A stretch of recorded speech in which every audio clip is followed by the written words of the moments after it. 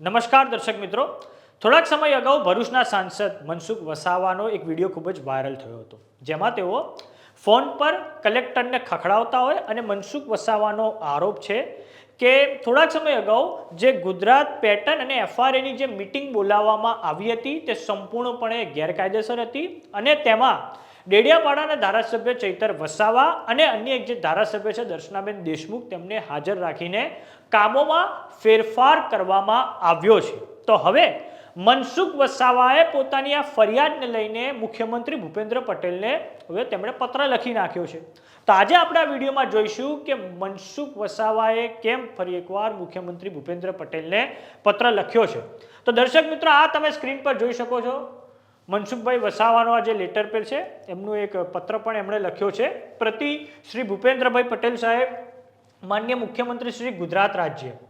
વિષય છે નર્મદા જિલ્લાની ગુજરાત પેટર્ન તથા એફઆરએની ગેરકાયદેસર મીટિંગ બોલાવી ખોટી રીતે કામોમાં ફેરફાર કરવા બાબત।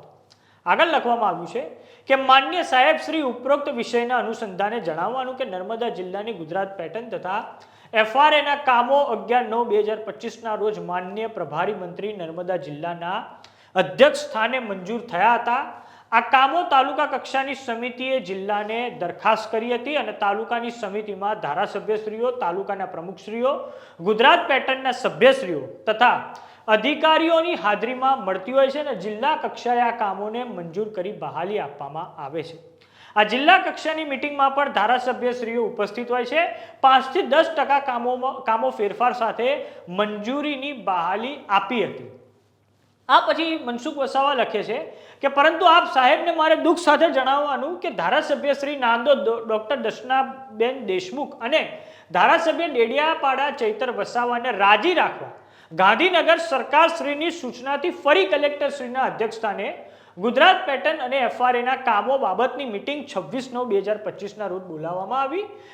મીટિંગ બોલાવી તેમાં પણ મને વાંધો નથી, પરંતુ ધારાસભ્ય કપડાં કાઢી કલેક્ટર કચેરીની સામે ધરણા કરવાની ધમકી આપે અને તેમના વધારાના કામો મંજૂર કરાવે તેની સામે મને વાંધો છે। અને અહીંયા મનસુખ વસાવા ડેડિયાપાડાના એમએલએ ચૈતર વસાવાનો તેઓ ઉલ્લેખ કરી રહ્યા છે આ લાઈનમાં। ધારાસભ્યશ્રીઓના કયા પ્રમાણે તેમના કામો જો મંજૂર કરવામાં આવે તો ગુજરાત પેટર્નના સભ્યો, તાલુકા પંચાયતના સભ્યશ્રીઓ અને તાલુકા પ્રમુખશ્રીઓએ દરખાસ્ત કરેલા કામોનું શું થશે? આપોઆપ તેઓના કામો ઓછા થવાના છે। બહાલી આપેલા કામોમાં કોઈ કારણસર 5 થી 10% ફેરફાર કરી શકાય, પરંતુ તે તાલુકા કમિટી અને જિલ્લા કમિટીને વિશ્વાસમાં લઈને અને જો કામોમાં ફેરફાર કરવો જરૂરી જણાય તો ફરીથી તાલુકા આયોજન કમિટી પાસેથી નવી દરખાસ્ત મંગાવો અને તે દરખાસ્ત જિલ્લાએ પ્રભારી મંત્રીશ્રીના અધ્યક્ષ સ્થાને બહાલી આપવી અને આમ કરવાથી ચૂંટાયેલા બધા જ પ્રતિનિધિઓના કામોનો સમાવેશ થશે। આ બંને ધારાસભ્યશ્રીઓની મનમાનીથી જિલ્લાના તમામ તાલુકા પ્રમુખશ્રીઓ, તાલુકા જિલ્લા પંચાયતના સભ્યો અને ગુજરાત પેટર્નના સભ્યો સખત નારાજ છે, જે આપ સાહેબના ધ્યાને લાવવાની મારી ફરજ છે। આમ હવે મનસુખ વસાવા જે ભરૂચના એમપી છે તેમણે આજે નર્મદા જિલ્લાની ગુજરાત પેટર્ન તથા એફઆરએની જે મીટિંગ બોલાવવામાં આવી હતી તેને ગેરકાયદેસર ગણાવીને હવે મુખ્યમંત્રી ભૂપેન્દ્ર પટેલને ફરિયાદ કરતો એક પત્ર લખી નાખ્યો છે।